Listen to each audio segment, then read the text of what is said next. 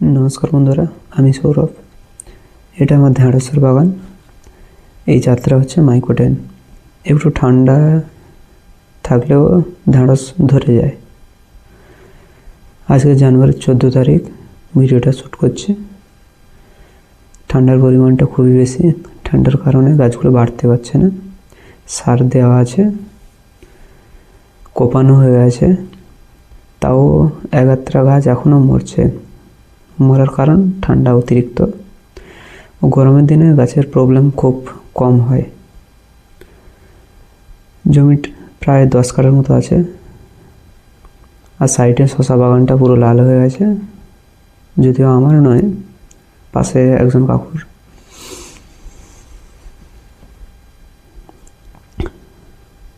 এটাও আমার ঢেঁড়স বাগান।